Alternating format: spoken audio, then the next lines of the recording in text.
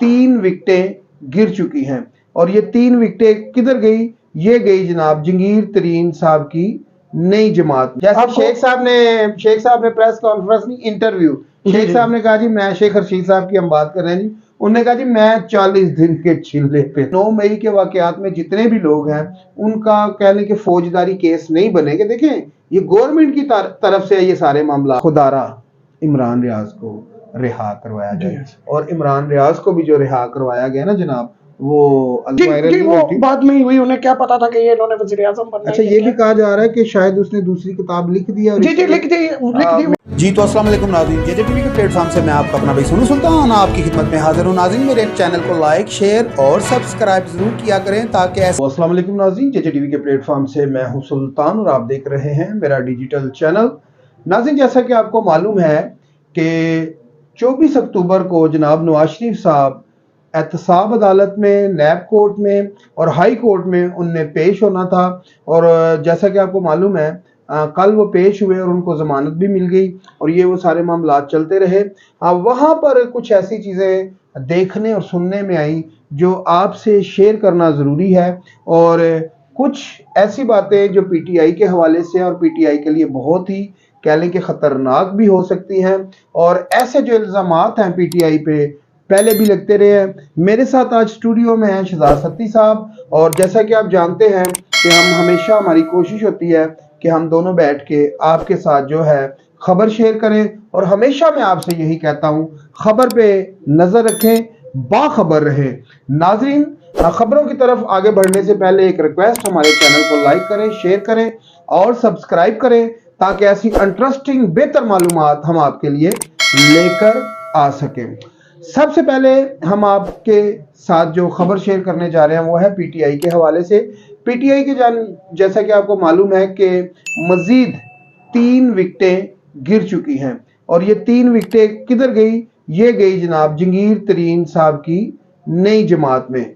और यहाँ पर मैं आपको बता दूं कि इन 3 विकेटों में 3 खवातीन हैं जो कह लें कि सबसे पुरानी और सीनियर खवातीन हैं, अंदलीप अब्बास।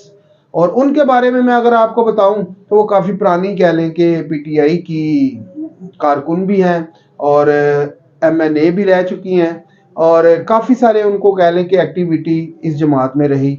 अब जैसा कि आप देखते हैं कि दिन ब दिन क्या हो रहा है कि जैसे जैसे पीटीआई बैकफुट पे जा रही है तो होता क्या है यहाँ पर कि जितने भी एमपीए एमएनए हैं, चाहे वो जैसे भी है, प्रेस कॉन्फ्रेंस कर रहे हैं या इंटरव्यू दे रहे हैं, यानी कि किसी भी शक्ल में, किसी भी सूरत में वो फिलहाल पार्टी छोड़ रहे हैं।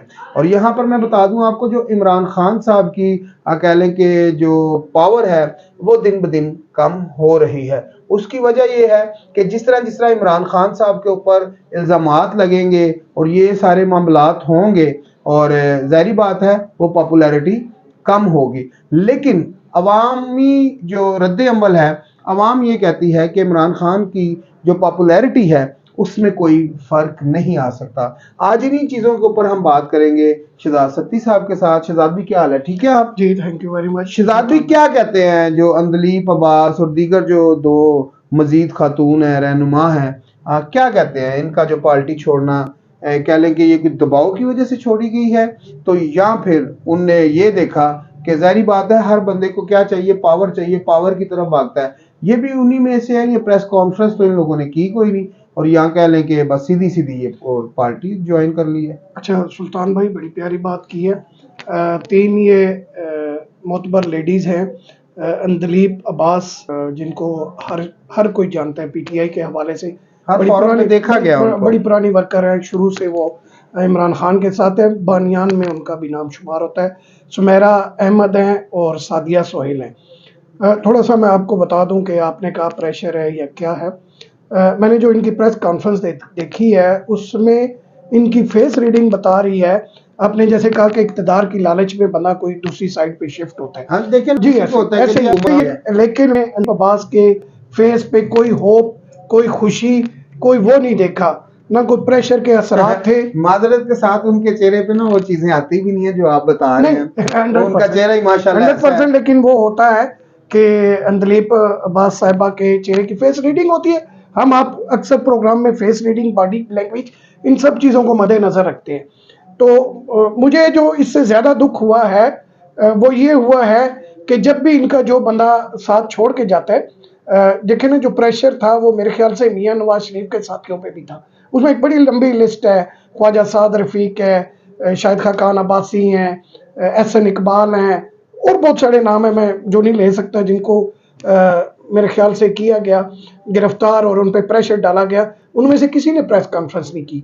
शायद उन पे भी इतना हो कि आप में उस दौर में प्रेस कॉन्फ्रेंस वाला दौर नहीं था ना, ये अब नया नहीं, ये अब चला ऐसा है कि वो इतना हो गया ये कि 9 मई के बाद ये अब सिलसिला वो प्रेस शुरू हुआ है। कॉन्फ्रेंस शायद आने वाले दौर में जैसे शेख साहब ने प्रेस कॉन्फ्रेंस नहीं, इंटरव्यू, शेख साहब ने कहा जी मैं, शेख रशीद साहब की हम बात कर रहे हैं जी, उन्होंने कहा जी मैं 40 दिन के चिल्ले पे था। जी ऐसे ही है, ऐसे ही है। सियासी कुछ भी नाम कुछ भी दिया जा सकता है। जी जी। तो मुझे वो दुख हुआ है।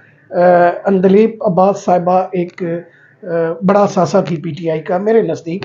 जो मैं उनके प्रोग्राम जब भी देखता था, वो फ्रंट फुट पे होके खेलती थी, अराइवल दस्ते में सबसे आगे वो होती थी। मेरे ख्याल से पीटीआई को एक बहुत अच्छा, बड़ा अपना जो है ना शहजाद भाई, अभी कल की एक खबर है कि जो शेख रशीद साहब को रिलीफ तो मिल गया, और कह लें कि उनका इंटरव्यू भी हो गया, उनको रिलीफ भी मिल गया, सारे मामला। और अच्छा, इससे पहले क्या कहा जा रहा था, कुछ लोगों ने ऐसी कह लें कि वो विलोक किए, सहाफ़ी हैं, और उनने कहा जी शेख साहब के कॉलर से पकड़ के घसीटा गया, उनको मारा गया, उनको समा के वो ले गए उधर, समा चैनल में लेके गए, उधर भी उनको मारा गया, अलीम खान के सामने ले गए, ये वो सारे मामला। लेकिन यहाँ पर अगर मैं मंसूर अली की जो है कि बात को कोड करता हूँ, तो मंसूर अली खान ने कहा कि ये जो बातें की जा रही हैं, शेख साहब को मारा घसीटा गया, ये सब बातें झूठी हैं, और असल जो बात है वो ये है कि पहले नंबर पे तो जो शेख साहब का इंटरव्यू है, ये अलीम खान के या समा टीवी के ऑफिस में हुआ ही नहीं। ये जो इंटरव्यू है इनके बैरिया टोन वाले घर में हुआ है, यानी कि शेख रशीद साहब के अपने घर में हुआ है। तो यहाँ से ये झूठ पकड़ा जाता है। खैर, शेख साहब ने जैसे कहा कि मैं 40 दिन के चिल्ले से बाहर आया हूँ, तो अब मैं क्या करूँगा कि मेरी ख्वाहिश है कि मैं जो है कि साहब ने कहा कि जी मैं जो है सासदारों को ये कहना चाहता हूँ कि जो 9 मई के वाक़यात में गरीब बच्चे मुलव्वस हैं, गरीब घरों के जो लड़के मुलव्वस हैं, तो मैं कहता हूँ कि जी खुदारा उनके ऊपर रहम किया जाए, उनको मुआफ़ किया जाए, और मैं उनकी अब जंग लड़ूंगा, मैं कोशिश करूंगा उनको बाहर निकलवाऊं। अच्छा, यहाँ पर जो शेख साहब की बात में कह लें कि मुझे समझ ये नहीं आ रही कि शेख साहब पहले नंबर पे तो बात ये है, माजरत के साथ अगर कोई शेख साहब का फ़ैन है या मोहब्बत करता है, देखिए मैंने बात करनी है स्ट्रेट फॉरवर्ड। उसकी वजह यह है कि मैंने बात करनी है वो जो मुझे नज़र आ रहा है। ठीक है जी, अब मेरी बात सुने शेख साहब, पहले तो आप ये बताएं कि आपको किसने चढ़वाया। सोचने वाली तो बात ये है ना, अगर आपके इतना कह लें कि इस वक्त कह लें कि पावर में होते, तो आपको उठाते ही क्यों, आपको चिल्ला करवाते ही क्यों। ठीक है, तो आप खुद छूट गए हैं, तो आपके लिए इतना ही काफ़ी है। यहाँ पर मैं अपने नाजरीन को बता दूं कि जैसे कि कल आपको मालूम होगा कि सुप्रीम कोर्ट से एक फैसला आया कि 9 मई के वाक़यात में जितने भी लोग हैं उनका कह लें कि फौजदारी केस नहीं बनेंगे। देखें, ये गवर्नमेंट की तरफ से है ये सारे मामला, ये सुप्रीम कोर्ट की जानिब से है। अगर यहाँ पर शेख रशीद साहब पॉइंट स्कोरिंग करने की कोशिश करते हैं, तो शेख साहब यहाँ पर आप बहुत बोंडा मजाक करेंगे उन अदारों के साथ जिन अदारों ने कह लें कि जो फैसला दिया है कि इनके खिलाफ जो है फौजी अदालतों में केसेस ना हो 9 मई के वाक़यात में। और वैसे भी ये कहा गया है कि जो लोग 9 मई के वाक़यात में मुलव्वस हैं, तो उनके जो है कि जिनके कह लें कि गरीब घर हैं, ये वो सारे मामला इनको हुकूमत वैसे ही रिलीज कर रही है। शेख साहब आपको कुछ भी करने की जरूरत नहीं है। तो लिहाजा शेख रशीद साहब को मैं बता दूं कि कल से आपकी मजीद एक खबर जो है वो मीडिया पे वायरल हो रही है, और वो खबर क्या है, शेख साहब आपने जाने और अनजाने में चिल्ले के बाद, इंटरव्यू के बाद, आपने किसी सहाफी से, किसी एंकर से जो जो फोन पे बातें की है ना, वो आपकी सारी बातें हो चुकी हैं रिकॉर्ड। और अब उसके ऊपर अगर आपका एक्शन हो गया, तो फिर मेरा ख्याल है आप जिनको बचाने की कोशिश कर रहे हैं, अब आप खुद भागें। आप कहाँ भागेंगे शेख साहब, अब आपको अगर ये ऑडियो आपकी लीक होती है, तो अब आपको फिर भी जगह भागने की नहीं मिलेगी। आप तो खुद फंसे फसाए हैं शेख साहब, आप किसी को क्या छुड़वाएंगे। तो यहाँ पर मैं आपको बता दूं, जो मस्जिद नबवी में जो सारे मामलात हुए थे, उन लोगों को भी ना इमरान खान ने छुड़वाया, ना शेख रशीद ने, तो ना ही हुकूमत ने इमरान खान के किसी भी अकेले के बंदे ने। उन लोगों को भी सऊदीया के साथ बात करके जनाब हाँ शहबाज शरीफ साहब ने, वजीर आजम साहब ने उनको भी छुड़वाया और उनके ऊपर 10-10 लाख और 5-5 साल की अकेले के जुर्माना भी था। और फिर आपको एक और यहाँ पर खबर दे दूं कि जो इमरान रियाज खान, बहुत प्यारे, बहुत टॉपर, सबसे ज्यादा फॉलोअर, मिलियन में फॉलोअर, तो जब वो गिरफ्तार हुए तो वो भी नहीं मिल रहे थे। तो जब उनके जो वालिद साहब हैं, जब उनने अदालतों में धक्के खाने शुरू हुए तो फिर उनको एक मैसेज आया, उन्होंने कहा जी आपका बेटा थोड़े दिनों तक आ जाएगा। और वही बात हुई कि इमरान रियाज साहब मिल गए। लेकिन जब इमरान रियाज खान को जब उठाया गया था एक अच्छे हैंडसम क्लीन शेप, और जब वो वापस आए तो वाइट दाढ़ी, पता नहीं इतने दिनों में बूढ़े कैसे हो गए, पता नहीं पहले शेव करते थे, दाढ़ी नहीं थी उनकी।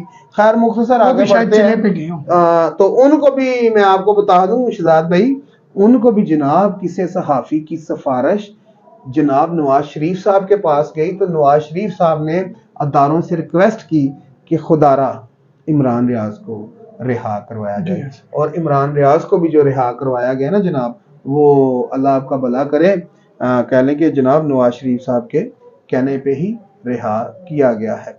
यहाँ पर एक आज सुबह से खबर उड़ रही है किसी किताब के हवाले से, मिस हाजरा है कोई, और हाजरा ने कोई किताब लिखी और काफ़ी अर्सा पहले लिखी, और अब उस किताब का खुलासा लिखने जा रही हैं वो, और अपनी ज़िंदगी की ओरिजिनल स्टोरी सामने लाने जा रही है। शहजाद भाई क्या है इस पे आपका रद्द अमल, क्या है? जी ऐसे ही सुल्तान भाई, मुझे लगता है 2000 2000 कह रहा हूँ, अक्टूबर है 2023 का, ये पीटीआई के लिए कोई बहुत भारी है। जैसे ये आप विकटें गिरने की, हम तो विकटें नहीं कहते, ये तो मई से शुरू हो गया, वो तो नहीं, अक्टूबर की शुरू हो गया, अक्टूबर की मैं बात कर रहा हूँ, उसको समझे आप। वो तो मई से सिलसिला शुरू है, लेकिन अक्टूबर में ये 3 बहुत बड़ी विकटें गिरी हैं। अंदलीब अब्बास कोई छोटी नहीं है, उससे पीछे वो फरूख हबीब साहब छोटे नहीं है, ये बहुत बड़ी विकटें हैं। कि विकटें तो गिरने का सिलसिला कब से, विकटें तो खैर वो मेरे कप्तान के स्पाई, मेरे कप्तान के स्पाई बासी साहब भी थे, मेरे कप्तान के स्पाई कहते थे। अभी ये जो है ये विकटें गिरना इसको नहीं कहते, और अब वो ये कहते हैं कि ये गद्दार थे, गंद थे, जब साथ थे तो अच्छे थे, जब हट गया तो ये गंद है, ये निकल रहा है, ये इमरान खान के लिए बेहतर हो रहा है। लेकिन मैं समझता हूँ कि ये बेहतर नहीं हो रहा है। मैं आपको जो बताना चाह रहा था कि अक्टूबर का महीना 2023 का क्यों भारी है पीटीआई के लिए। जैसे ये विकटें गिरी, इसके बाद अभी जो खबर गर्दिश कर रही है हाजरा खान की, जिनका मेरे ख्याल से तलक बलोचिस्तान से है, ये शोबिस से थी, और इन्होंने अपनी किताब 2014 में मेरे ख्याल से शाया की है। तो उसमें वो कह रहे वो किताब इतनी उस टाइम पे वायरल जी वो बाद में ही हुई, उन्हें क्या पता था कि ये इन्होंने वज़ीर आज़म बनना है। अच्छा, ये भी कहा जा रहा है कि शायद उसने दूसरी किताब लिख दी है। जी लिख दी वो, मैं यही कह रही है, मैं वही कह रहा हूँ कि अगर वो छप के आ जाती है तो कोई तो बात है। देखे ना, रेहान खान इनकी एहलिया थी, वो अलग हुई, उन्होंने एक किताब शाया की इनकी ज़िंदगी पे, कि जो जिसको आप इतना बड़ा मसीहा समझ रहे हैं, उसके बैकग्राउंड में क्या है या उसकी निजी लाइफ क्या है। सियासत में तो आप अपना मसीहा, उम्मत मुसलमा का लीडर, और पता नहीं क्या क्या किताबात दिए गए हैं। तो अब बात ये है कि ये मैं समझता हूँ अगर किताब लिखी जाती है तो ये इमरान खान और पीटीआई को ख़ास तौर पे एक बहुत बड़ा धचका और नुकसान होगा। अच्छा। इसमें देखिए, आशा गुल अलई ने भी जब अलहदगी की, उसकी भी बातों में सदाकत होती है।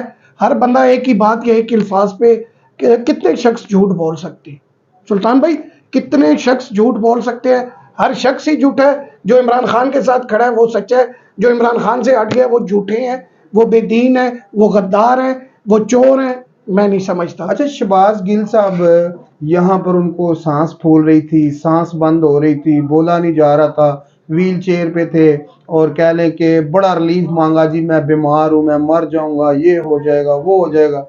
तो अब जनाब वो कह लें कि लंदन में बैठ के उनने अपना यूट्यूब चैनल बनाया, तो दिन के 2-2, 3-3 जो है ना वो भी लोग। सुल्तान भाई अक्सर मेरी बात आप कोट करते हैं कि ये मुफाकाते अमल है।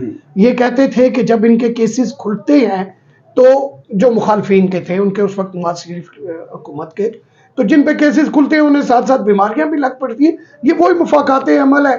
यहाँ पे व्हील चेयर, जिस ऑक्सीजन। तरह अब नवाज शरीफ साहब के केस खुले, उनको भी बीमारियां जी, लगी है ना, वायर की उनको है। मैं उनके कहता वाइट हूँ, सेल गिर मैं गए थे। बिल्कुल कहता हूँ, वो तहकीकात हुई थी, वो रिपोर्ट हुई थी, वो इनके अपने ही जो है क्या कहते हैं, शौकत खानम, उनके डॉक्टरों ने, और उन्होंने बताया था कि जिस स्पीड से प्लेटलेट्स गिर रहे हैं, इनको खुदारा भेजे। समीना यास्मीन, उस पे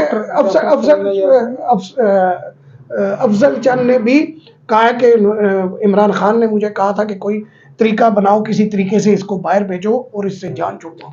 जी, ये वो सिलसिला था, और इनका सिलसिला अच्छा, आपके नवाज सामने। शरीफ साहब का आपने नाम लिया ना, तो मुझे ना, एक तो मेरे दोस्त कल मिले, भी लोग करते हैं वो, और यूट्यूब पर हैं, और मुझे ना मंसूर भाई की ना एक बात बड़ी याद है। मंसूर अली खान, मैं बार बार इसलिए जिक्र करता हूँ क्योंकि उनके पास ना एक तो अच्छी रिपोर्ट होती है, दूसरा ये है कि वो जब कह लें कि उनका कबूतर अच्छा प्रवास कर लेता है। कबूतर जो है ना उनके, कबूतर उनका अच्छा वो बड़ी प्रवास अच्छी कर लेता है। खबर भी ढूंढ लाते हैं। दूसरा ये कि उनकी ना बातों में ना, जब वो व्लॉग करते हैं ना, बीच में पंजाबी बोलते हैं, बड़ा मजा आता है उनका ना व्लॉग देखने का भी।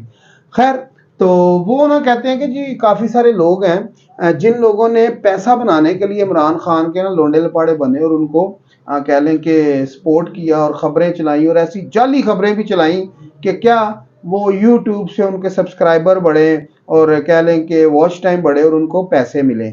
ऐसी इसी तरह ना एक मैंने देखा, एक पठान दोस्त है मेरा, तो वो कह लें कि व्लॉग भी करता है, और भी अच्छा, मैंने कभी शुरुआत भी उसको देखा था कि उसके चैनल के ऊपर ना कभी नून लीग का कह लें कि कोई उसने व्लॉग किया हो, या नून लीग के उसने कभी उसने ना कोई अपने चैनल पे वीडियो चढ़ाई हो। कल मैंने देखा जब नवाज शरीफ साहब की ना हाई कोर्ट में पेशी थी, और वो जमानत के लिए वहां पर गए हुए थे, हायरिंग थी उनके केस की। तो नाज़रीन, यहाँ पर मैं बता दूं कि आज है 25, कल है 26, कल फिर कह लें कि मियाँ साहब की वहां पर पेशी है हाई कोर्ट में। तो हाई कोर्ट 24 तारीख को हम वहां पर खड़े, तो मैंने कहा यार आप किधर आए हो, आप तो पीटीआई के अलावा बनाते नहीं। कहता भाई खबर ही नहीं है पीटीआई की, मैं क्या करूं। तो कहता आप नून लीग की बनाते हैं। मैं कहा मुझे बताओ कि कोई पीटीआई की खबर है तो मैं बनाता हूँ यार, क्यों नहीं बनाऊंगा। तो बात यह है कि नाजरीन, अब वो लोग जिन लोगों ने इमरान खान को वसीला बनाया हुआ था ना, कमाई का जरिया बनाया हुआ था, जाली खबरें लगाना, जाली पोस्ट बनानी, जिस तरह अभी उस दिन मुझे शहजाद भाई बता रहे थे, फिर मैंने मीडिया पे भी देखा कि एक ऐसा यूट्यूबर पकड़ा वहां पर मनारे पाकिस्तान, जो एक दाल सेवनियां बेचने वाले को, गरीब बच्चे को पैसे दे के ये कह रहा था कि मैं तुम्हारी वीडियो बनाऊंगा, तो तुमने कहा ना इन पुलिस वालों ने ना मेरे से ना दाल सेवनियां छीन के पैसे नहीं दिए, तो इन पे मैं वीडियो बनाता हूँ जरा पुलिस वालों पे। वो खैर SHO साहब थे, उन्हें पकड़ भी लिया, मैं सुल्तान भाई उसका आपको बयान टोक भी रहा चलाया। जी हूँ, जी, एक खबर और भी चल रही है, मैं चैनल का नाम नहीं लेता, वो चैनल के कैंकर पर्सन है, उन्होंने बाकायदा एक रिक्शे वाले को पैसे दिए, वो लोगों ने वहां पे पकड़ा, और उन्होंने कहा इस जलसे के खिलाफ आप जो है वो बयान बोले बयान। तो ये मैं समझता हूँ ये गलत सहाफत है, और ये सहाफत को जलसे के खिलाफ एक रक्षा वाला क्या बयान दे सकता है, यही बताएगा ना रक्षा वाला के मतलब ट्रैफिक जाम है, रास्ता नहीं है, हम परेशान है। तो इसमें तो हम शहजाद भाई शुरू से देखते आ रहे हैं कि जो हमारा VIP कल्चर है, इसके खिलाफ जो मतलब अमूमन रूट्स लग जाते हैं, सड़कें बंद हो जाती हैं, जलसे जुलूस होते हैं, सड़कें ब्लॉक हो जाती हैं। अमूमन कई दफा ऐसा भी हुआ है शहजाद भाई कि जो एम्बुलेंस है, अगर उसमें पेशेंट जा रहा है हार्ट का या कोई भी है, तो अमूमन वहां पर कह लें कि मौतें भी हुई हैं, मुश्किलात होती है, ट्रैफिक में मौतें भी हुई हैं। मैं जब शहजाद भी मेरे साथ ही थे, सॉरी आप, तो हम यहाँ से जब निकले हैं 3 बजे हम निकले, तो हमने कहा यार हमारे पास तो गाड़ी है, तो हम तो टाइम पर पहुंच जाएंगे, क्योंकि हमें हाई कोर्ट भी कवरेज करनी थी नवाज शरीफ साहब की, और फिर हमें एयरपोर्ट पे भी कवरेज करनी थी। तो जाहिर बात है हमारे पास एक ही कैमरा था, हम 2 बंदे हैं, तो हम कहाँ पर एकदम से कैमरे तो नहीं लगा सकते। तो दूसरा ये है कि जब हमने हाई कोर्ट देखा तो मियाँ साहब हाई कोर्ट नहीं आ रहे थे, तो हमें पता लगा कि मियाँ साहब का जो जहाज है वो इस्लामाबाद पे उतरेगा, और उधर से ही उनके कह लें कि साइन वगैरह ले लिए जाएंगे, और फिर वो ही जहाज जो है कि लामा इकबाल लाहौर एयरपोर्ट पे जाएगा, और वहां से जो है कि जनाब नवाज शरीफ साहब हेलीपैड पे बैठेंगे, और वो पंडाल में आएंगे, यानी कि मनारे पाकिस्तान। ठीक है, तो जब हम वहां पर पहुंचे 3 बजे हम निकले, हमें तो ये था हम 7 बजे तक पहुंच जाएंगे, तो मियाँ साहब ने बड़ा हुआ तो जो तकरीर है इतने बजे करेंगे। तो खैर करते कराते जनाब हम जो है लाहौर तो पहुंच गए 7 साढ़े 7 बजे, लेकिन लाहौर से जहां पर हमने आउट हुआ, वहां से जनाब आपको बता दूं कि